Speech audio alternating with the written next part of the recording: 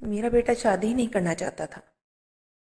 कहता था मेरे लिए कोई गूंगी लड़का ढूंढो। बड़ी मुश्किल से एक गूंगी लड़की मिली।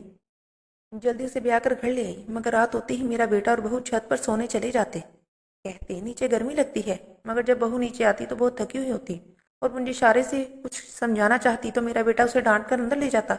अब मुझे शक होने लगा था, क्योंकि बहू दिन ब दिन कमजोर होती जा रही थी। एक रात बूढ़ी हड्डियों के साथ हिम्मत की और ऊपर छत पर पहले से ही बैठ गई। कुछ देर बाद बहू और बेटे को देखकर मेरी चीख निकल गई, क्योंकि मैंने तो अपने बेटे की जिद से अब तंग आ चुकी थी कि मैं जब भी उसे कहती कि मैं तुम्हारी शादी एक लड़की से तलाश कर ली है जो बहुत ही खूबसूरत है, तो मेरी बात सुनकर मेरा बेटा कहता अम्मी मुझे हसीन लड़की नहीं चाहिए, मुझे गूंगी लड़की चाहिए। मैं गूंगी लड़की को ही अपनी दुल्हन बनाऊंगा।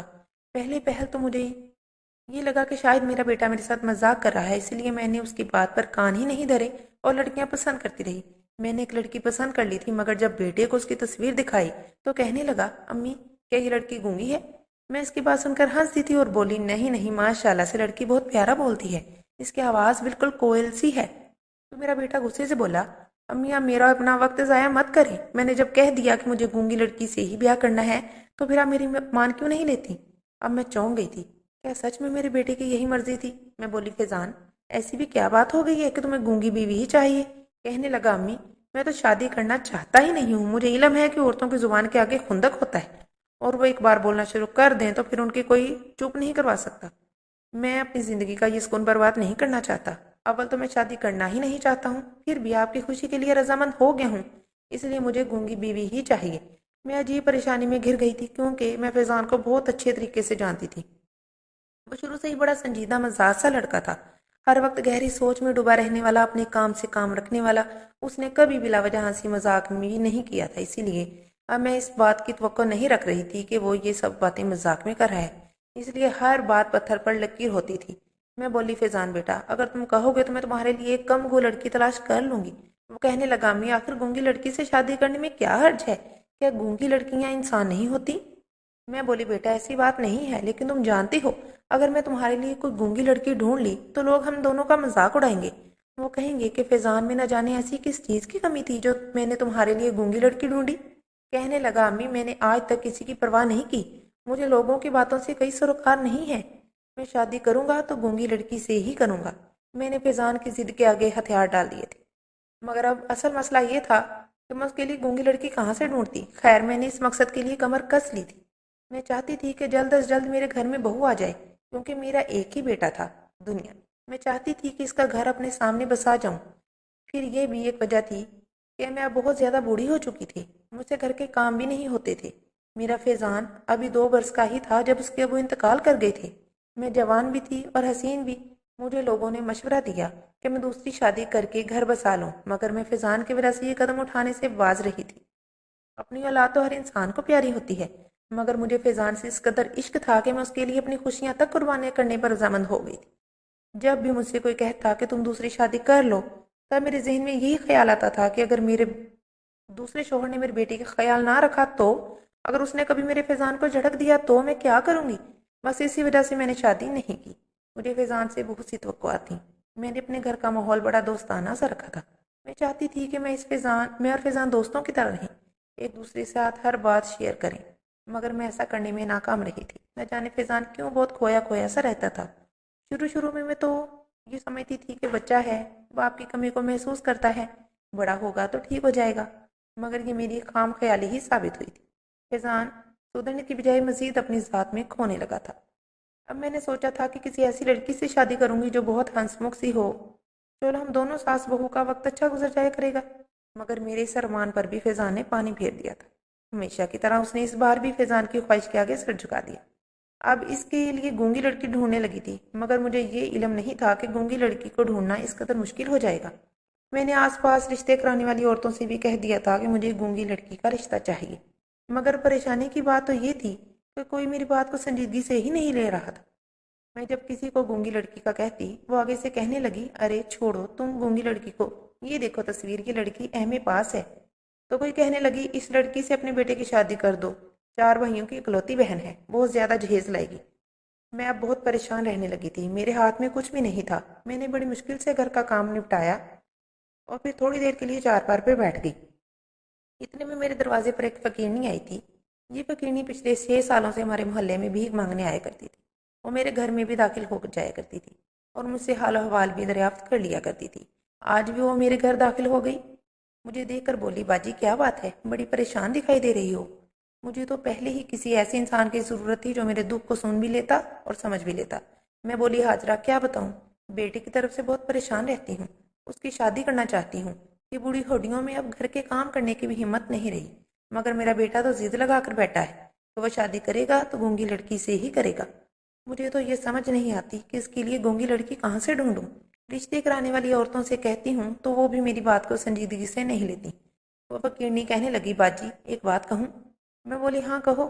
بولی، باجی یہ بات پتہ نہیں ٹھیک بھی ہے یا نہیں، بس آپ کی پریشانی کے پیش نظر کہہ رہی ہوں۔ اگر میری بات ناگوارا گزرے تو مجھے نادان سمجھ کر معاف کر دیجیے گا۔ میں بولی، کیا ہو گیا ہے حاجرہ، اتنی بہیلیاں کیوں بھجوا رہی ہو؟ سیدھی طرح سے کہو کیا کہنا ہے۔ بولی، باجی میری بھی ایک بیٹی ہے جو گونگی ہے بھی کم عمر۔ اگر آپ اس کا رشتہ لینا چاہیں تو میں خوشی خوشی آپ کو اپنی بیٹی کا ہاتھ دے دوں گی۔ میں حاجرہ کی بات سن کر گہری سوچ میں ڈوب گئی تھی۔ میرے چہرے کے تاثرات دیکھ کر اس نے میرے سامنے ہاتھ جوڑ دیے اور بولی، باجی گستاخی معاف کر دیجیے گا۔ اتنا کہہ کر وہ میری بات سنے بغیر ہی میرے گھر سے چلی گئی تھی۔ لیکن میں سارا دن اس فقیرنی کی بات کے متعلق سوچتی رہی تھی۔ مجھ سے تو کوئی فیصلہ نہیں ہو رہا تھا، اسی لیے میں نے سوچا ساری بات فیضان کے سامنے رکھ دوں گی، وہ جیسا کہے گا ویسا ہی کر لوں گی۔ شام کے وقت فیضان کام سے واپس آیا تو میں بولی، فیضان تم سے ایک بات کرنی تھی۔ کہنے لگا، امی بتائیں کیا کہنا چاہتی ہیں آپ؟ میں بولی، تمہیں گونگی لڑکی چاہیے، مگر اتنا تو بتاؤ کہ وہ امیر ہو یا غریب، پڑھی لکھی ہو یا ان پڑھ۔ میری بات سن کر فیضان کے چہرے پر مسکراہٹ پھیل گئی تھی۔ کہنے لگا، مجھے گونگی لڑکی چاہیے، بس میری یہی ڈیمانڈ ہے، اور ہاں اگر وہ غریب گھرانے سے ہو جائے تو اس سے بڑھ کر میرے لیے کوئی اور بات ہو ہی نہیں سکتی۔ میں بولی، فیضان وہ حاجرہ ہے نا، فقیرنی جو ہر جمعرات کو ہمارے محلے میں آیا کرتی ہے، میں نے آج اس سے کہا تھا کہ میں اپنے بیٹے کے لیے گونگی لڑکی ڈھونڈ رہی ہوں، تو اس نے مجھ سے کہا کہ ہم میری بیٹی کا رشتہ لے لیں۔ میں نے اسے کوئی جواب نہیں دیا تو وہ مایوس ہو کر چلی گئی۔ دراصل میں یہ سوچ کر پریشان ہو گئی تھی کہ میں اپنے اکلوتے بیٹے کے لیے ایک فقیرنی کی بیٹی کیسے بیاہ لاؤں، مگر پھر سوچا کہ تم سے مشورہ کر لوں، اگر تمہیں اعتراض نہیں ہے تو میں اس سے اپنی بہو بنا لوں گی۔ میری بات سن کر فیضان جھٹ سے بولا، امی آپ کو اس وقت حاجرہ کے ساتھ چلے جانا چاہیے تھا اور اس لڑکی کے ہاتھ پر پیسے رکھ کر آنے تھے۔ اب مجھے مزید 8 دن انتظار کرنا پڑے گا۔ امی اگلی جمعرات وہ جیسے ہی آئے آپ فوراً اس کے ساتھ چلی جائے گا۔ میں بولی، فیضان تم یہ فیصلہ بہت سمجھ کر کرنا، یہ نہ ہو پھر بعد میں مجھ سے گلا کرتے رہو کہ آپ نے میرے لیے کیسی لڑکی پسند کر لی ہے۔ بیٹا ایک فقیرنی کی اولاد ہے، مجھے تو ایسا لگتا ہے اسے زیادہ صفائی ستھرائی کا کبھی علم نہیں ہوگا۔ فیضان کہنے لگا، امی آپ اسے اپنی بیٹی بنا کر رکھیے گا، وہ وقت کے ساتھ ساتھ سب کچھ سیکھ جائے گی۔ میں نے سر ہلا دیا تھا۔ فیضان اٹھ کر منہ ہاتھ دھونے چلا گیا تھا، جبکہ میں فیضان کے متعلق سوچنے لگی تھی۔ نہ جانے اسے کیا ہوا تھا کہ وہ ایک فقیرنی کی بیٹی سے بھی شادی کرنے کے لیے تیار ہو گیا تھا۔ پھر دن گزرتے رہے، میں نے محسوس کیا تھا کہ گزرتے وقت کے ساتھ فیضان کی بے چینی بڑھتی چلی جا رہی تھی۔ اس نے مجھ سے اتنا کہہ دیا تھا کہ جیسے ہی حاجرہ بھیک مانگنے آئے آپ اسے گھر روک لیجیے گا اور مجھے فون کر کے بلا لیجیے گا۔ وہ غریب لوگ ہیں، انہوں نے شادی کی تو کوئی تیاری کرنی نہیں ہوگی، اب ہم اپنے ساتھ مولوی کو لے جائیں گے اور لڑکی کو بیاہ کر لے آئیں گے۔ میں نے اس بات میں سر ہلا دیا تھا، مگر مجھے یہ معاملہ پیچیدہ لگنے لگا تھا۔ پہلے تو میرا بیٹا شادی کے لیے راضی نہیں ہو رہا تھا، اور اب اس نے اتنی جلدی مچا دی تھی کہ مجھے خود سمجھ نہیں آ رہا تھا کہ کیا ہو رہا ہے۔ خیر یوں ہی چند دن گزرتے گئے، جمعرات بھی آ گئی۔ میں ناشتہ بنا کر فیضان کا انتظار کرتی رہی۔ وہ صبح سویرے آفس کے لیے اٹھ جاتا تھا، پھر ہم دونوں ماں بیٹا مل کر ناشتہ کیا کرتے تھے۔ میں نے کافی دیر اس کا انتظار کیا، جب وہ نہ آیا تو سوچا کہ کیا پتا آج اس کی آنکھ ہی نہ کھلی ہو، اس لیے میں فیضان کے کمرے میں چلی گئی تھی۔ میں نے اسے 1-2 آوازیں دیں تو وہ اٹھ کر بیٹھ گیا۔ میں بولی، بیٹا جلدی سے اٹھو، تمہیں آفس کے لیے دیر ہو رہی ہے۔ فیضان کہنے لگا، امی میں آج آفس نہیں جاؤں گا۔ میں اس کی بات سن کر دنگ رہ گئی، کیونکہ فیضان تو کبھی بلا ضرورت چھٹی نہیں کیا کرتا تھا۔ میں بولی، کیا بات ہے بیٹا، طبیعت تو ٹھیک ہے نا؟ وہ بولا، جی امی میں بالکل ٹھیک ہوں، بس آج ویسے ہی آفس جانے کو دل نہیں کر رہا تھا۔ میں نے سر ہلا دیا اور کمرے سے باہر آ گئی۔ تھوڑی دیر بعد میرے پیچھے فیضان بھی آ گیا تھا۔ کہنے لگا، امی حاجرہ کتنے بجے تک ہمارے محلے میں بھیک مانگنے آتی ہے؟ کہیں ایسا نہ ہو وہ چلی بھی جائے اور ہمیں کچھ خبر بھی نہ ہو۔ میں اب ساری بات سمجھ گئی تھی۔ میں بولی، فیضان اس نے جب آنا ہوگا وہ آ جائے گی، تمہیں بلا وجہ اس کی اتنی فکر کرنے کی ضرورت نہیں ہے۔ سچ کہوں تو اب مجھے فیضان پر غصہ آنے لگا تھا۔ اس نے ناشتہ کیا اور چپ چاپ گھر سے نکل گیا تھا۔ میں خود کو گھسیٹ گھسیٹ کر گھر کے کام کاج کرنے لگی تھی۔ यूं ही दोपहर से शाम होने को आ गई थी मगर फैजान अभी तक घर वापस नहीं आया था। मुझे अब उसकी बेइंतहा फिक्र हो रही थी। मैंने असर की नमाज पढ़कर अपने बेटे के लिए दुआ कर रही थी कि घर का दरवाज़ा खुल गया। फैजान की चहकती हुई आवाज़ मेरे समातों से टकराई थी और वो बोला, अम्मी आप कहाँ हो? देखिए मैं अपने साथ किसको लाया हूँ। मैंने जल्दी से सलाम फेरा, मुड़कर देखा तो सामने ही फैजान के साथ हाजरा खड़ी थी। मैं बोली, बेटा फैजान तुम सुबह से कहाँ गायब थे? वो कहने लगा, अम्मी मैं तो सुबह से हाजरा के इंतजार में गली में खड़ा था। शुक्र है अब ये आ गई हैं तो मैं इसे जल्दी से घर ले आया हूँ। अम्मी आप तो फारिग ही हो ना? अगर मसरूफ़ हैं तब भी सारे काम काज छोड़ दें, आ जाएं, हम हाजरा के घर चलते हैं। आज का दिन भी नेक है, निकाह हो जाएगा तो अच्छा है। मैं अपने बेटे की शक्ल देखती रह गई। मुझे कुछ समझ नहीं आ रहा था कि मैं क्या करूं। फैजान आगे बढ़ा, उसने मेरा हाथ पकड़ा और तकरीबन खींचते हुए मुझे उठाने लगा था। मैंने उसे इशारा किया वो मेरे साथ कमरे में आ जाए। वो कमरे में आया तो मैं बोली, फैजान इसमें हाजरा के साथ जाकर उसकी बेटी को देख कर आती हूँ, न जाने वो तुम्हारे लायक है भी या नहीं। अगर ये रिश्ता मेरी समझ में आ गया तो कल हम दोनों माँ बेटा जाकर उस लड़की को रुखसत कर लाएंगे। फैजान ने जोर जोर से नफी में सर हिला दिया था। कहने लगा, सवाल पैदा ही नहीं होता। बस मैंने तय कर लिया है कि शादी करूंगा तो हाजरा की बेटी के साथ ही करूंगा और आज ही करूंगा। आप उठें, हमारे पास ज्यादा वक्त नहीं है। मैं शशोपंज का शिकार थी। मैं बोली, फैजान क्या ये तुम्हारा आखिरी फैसला है?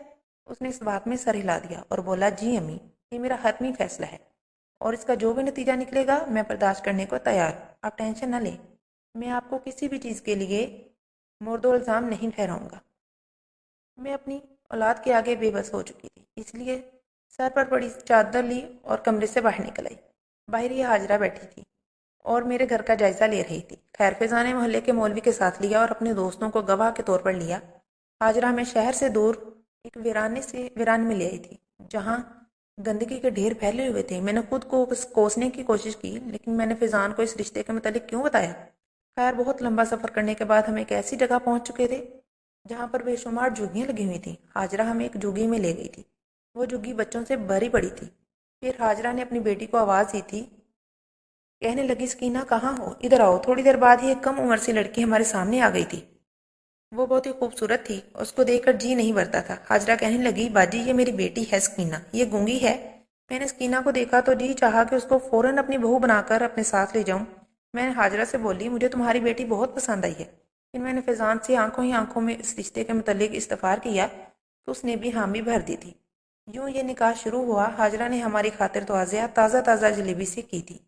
यूं बड़ी सादगी से मैं फैजान की बीवी ब्याह कर ले आई थी। सकीना एक बहुत ही खूबसूरत लड़की थी मगर उसका लिबास इतना अच्छा नहीं था, या यूं कह दूं कि वो हमारे घराने के मुताबिक नहीं था।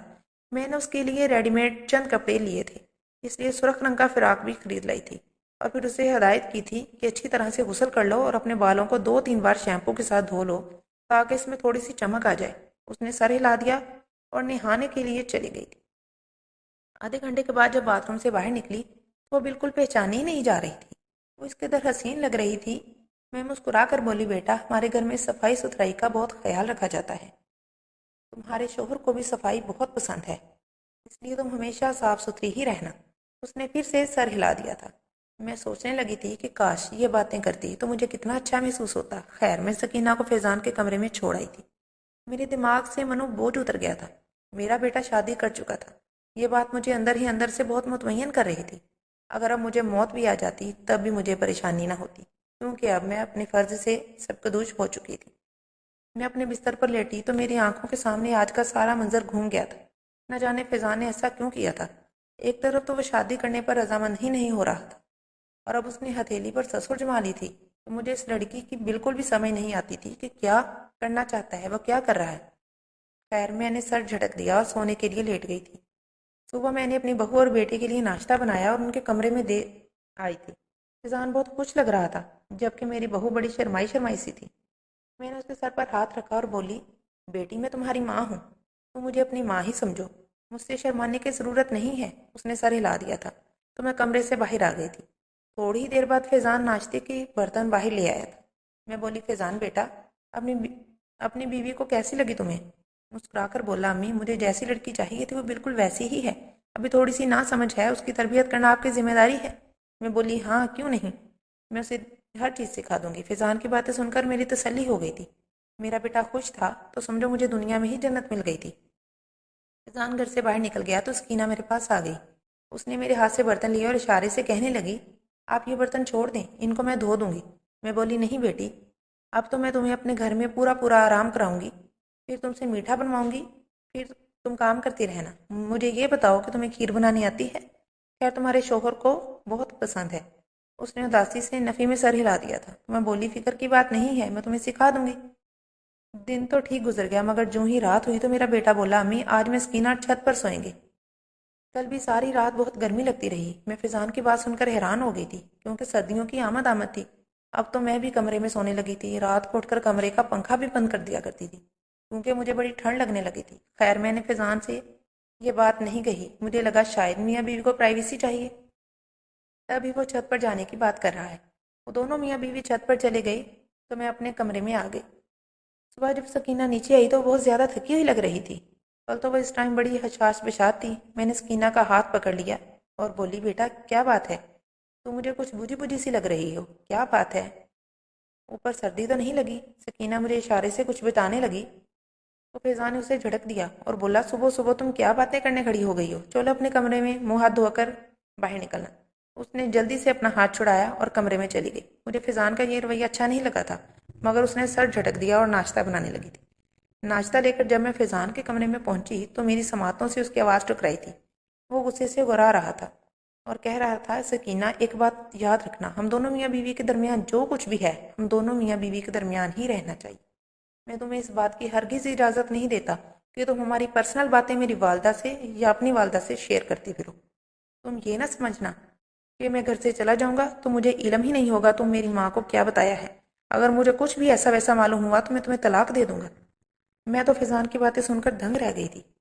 میں تھوڑی دیر بعد گلا گھنگھا کر اس کے کمرے میں داخل ہو چکی تھی۔ میرے سامنے فضال بالکل نارمل تھا، لیکن سکینہ کے ساتھ ہنس ہنس کر باتیں کر رہا تھا۔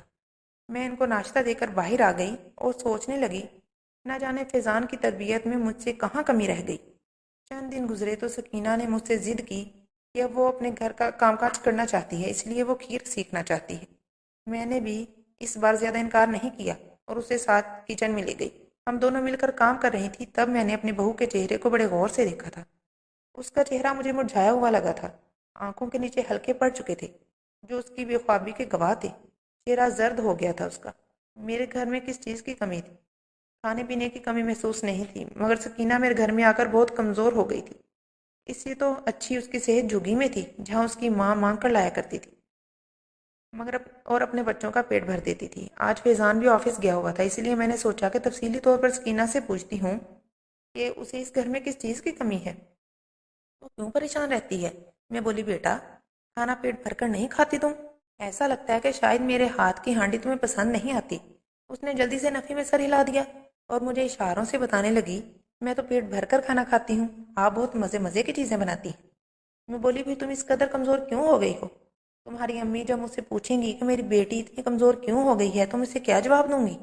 سکینہ کی آنکھیں ایک دم بھیگ گئی تھیں۔ اس نے مجھے اشارے سے بتایا کہ فیضان سے مجھے بہت ڈر لگتا ہے۔ اس کی بات سن کر میں بہت زیادہ پریشان ہو گئی۔ میں بولی، کیوں، فیضان سے ڈر کیوں لگتا ہے؟ اس نے تم سے کچھ کہا ہے؟ سکینہ ایک دم سے پھوٹ پھوٹ کر رونے لگی اور میرے سینے سے لگ گئی تھی۔ اس بچی کی یہ حالت مجھ سے دیکھی نہیں جا رہی تھی۔ میں بولی، کیا بات ہے سکینہ، مجھے کھول کر بتاؤ، میں فیضان کے کان کھینچوں گی۔ اس نے میرے سامنے ہاتھ جوڑ دیے اور مجھے سمجھانے لگی کہ آپ ان باتوں کا ذکر فیضان سے مت کیجیے گا، نہیں تو وہ میرے ساتھ بہت برا سلوک کریں گے۔ میں نے اسے یقین دہانی کروائی کہ ایسا کچھ نہیں ہوگا، تم بے فکر ہو۔ اس کے بعد میں نے سکینہ سے مزید جانچ پڑتال نہیں کی تھی۔ شام میں فیضان آیا تو میں ان دونوں میاں بیوی کے تمام معاملات کا غور سے جائزہ لینے لگی تھی۔ مجھے صاف نظر آ رہا تھا کہ ان کے درمیان کچھ نہ کچھ تو گڑبڑ ضرور ہے۔ میں نے بھی سوچ لیا تھا کہ آج میں اس رات سے پردہ ہٹا کر ہی رہوں گی۔ رات ہوئی تو فیضان اور سکینہ چھت پر سونے کے لیے چلے گئے، جبکہ میں اسی شش و پنج میں مبتلا تھی کہ مجھے کیا کرنا چاہیے۔ آخر کار میں اس فیصلے پر پہنچ گئی کہ مجھے چھت پر جا کر اپنی آنکھوں سے دیکھنا چاہیے آخر ماجرا کیا ہے۔ یوں میں گھٹنوں کی مریض بڑی مشکل سے سیڑھیاں چڑھنے لگی تھی۔ ایک ایک قدم اٹھا کر جب میں چھت میں پہنچی تو سامنے کا منظر دیکھ کر دہل سی گئی تھی۔ ایک بڑا سا گول دائرہ تھا جس کے ارد گرد آگ جل رہی تھی اور گول دائرے میں سکینہ بیٹھی تھی جو کہ بہت زیادہ ڈری ہوئی تھی، جبکہ فیضان دائرے سے باہر کھڑا کچھ تیز تیز پڑھ رہا تھا۔ وہ عجیب سی زبان تھی جو میں نے پہلے کبھی نہیں سنی تھی۔ میں مزید آگے بڑھی تو دیکھا کہ سکینہ کو سانس لینے میں دشواری ہو رہی تھی۔ ایسا لگتا تھا جیسے وہ اپنی آخری سانسیں لے رہی ہو۔ میں آگے بڑھی اور سکینہ کو اس حالے سے نکالنے کی کوشش کرنے لگی۔ اتنی دیر میں فیضان کی نظر مجھ پر پڑی اور ایک دم سے چینک پڑا تھا۔ بولا، امی پیچھے ہٹیں، سکینہ کے قریب جانے کی کوشش مت کیجیے گا، نہیں تو میری اتنی راتوں کی محنت خراب ہو جائے گی۔ میں بولی، فیضان سکینہ مر جائے گی۔ فیضان کہنے لگا، امی اگر سکینہ بچ گئی تو میں مر جاؤں گا۔ میں نے اپنی ساری جوانی کا کالے جادو کی کتابیں پڑھنے میں گزار دی ہیں۔ میں بہت زیادہ طاقتور ہونا چاہتا ہوں۔ میں چاہتا ہوں کچھ ایسا کروں کہ سب انسانوں پر میرا ہی راج ہو۔ امی دیکھیں، میں کامیابی کی دہلیز تک پہنچ گیا ہوں۔ اب میرا کام خراب مت کیجیے گا۔ میں نے اس لیے گونگی لڑکی سے شادی کی تھی تاکہ وہ آپ کو بتا نہ پائے کہ میں کیا کر رہا ہوں، لیکن نہ جانے آپ کو کیسے علم ہو گیا اور آپ یہاں پہنچ گئی۔ میں ہکا بکا سے کھڑی تھی۔ میرے سامنے سکینہ آخری سانسیں لے رہی تھی۔ میں خوفزدہ سی آواز میں بولی، فیضان سکینہ مر جائے گی۔ کہنے لگا، امی سکینہ مر جائے گی تو آپ کا بیٹا لافانی ہو جائے گا، لیکن اگر آپ نے سکینہ کی جان بچانے کی کوشش کی تو میں مر جاؤں گا۔ وہ طاقتیں جو میں نے اتنی عرصے سے جمع کی رکھی تھی مجھے اندر ہی اندر فنا کر دیں گی۔ میں اب سارا قصہ سمجھ چکی تھی۔ مجھے سکینہ اور فیضان میں سے کسی ایک کو چننا تھا۔ یہ وقت بہت کڑا تھا۔ میں نے اگر تھوڑی سی تاخیر کر دی تو سکینہ مر جاتی۔ وہ بے گناہ تھی، معصوم تھی، اس کا اب اس میں کوئی قصور نہیں تھا۔ فیصلہ سچ، حق اور باطل کا تھا۔ نہ جانے اس وقت مجھ میں اتنا حوصلہ کیسے آ گیا کہ میں نے اپنی کوکھ اجاڑنے کا فیصلہ کر لیا تھا۔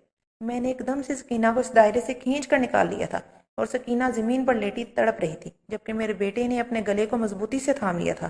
کوئی تھا جو اس کا گلا دبا رہا تھا۔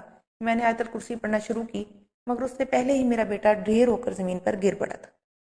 اس ایک لمحے میں مجھ پر قیامت بیت گئی تھی۔ میرا نوجوان بیٹا، میرا بڑھاپے کا سہارا مر چکا تھا۔ سکینہ بچ گئی تھی۔ میں پھوٹ پھوٹ کر رونے لگی تھی۔ میں نے سارے ثبوت موقع سے ہٹا دیے تھے۔ میں اپنے بیٹے کو بے عزت کر کے اس دنیا سے رخصت نہیں کرنا چاہتی تھی۔ میں نے سب کو یہی بتایا تھا کہ میرا بیٹا ہارٹ اٹیک کی وجہ سے مرا ہے۔ لوگ اس کی جوان موت پر غم زدہ تھے۔ میں نے اپنے بیٹے کے سال ثواب کے لیے قرآن خوانی کروائی۔ میری بہو سکینہ فیضان کی عدت میں بیٹھی تھی اور دن رات اس کی مغفرت کے لیے دعا کرتی تھی۔ میں نے سکینہ کو اجازت دے رکھی تھی، جیسے ہی تمہیں مناسب رشتہ مل جائے تو دوسری شادی کر لینا، مگر فی الحال وہ میرے ساتھ ہی رہنا چاہتی ہے۔ میں ہر لمحہ یہی سوچ کے غمزدہ رہتی ہوں کہ نہ جانے میرے بیٹے کو خدا کے حضور معافی ملے گی بھی یا نہیں۔ میں نے آج آپ سب سے اپنا غم بانٹ لیا ہے۔ آپ میرے بیٹے کے لیے دعا کیجیے گا۔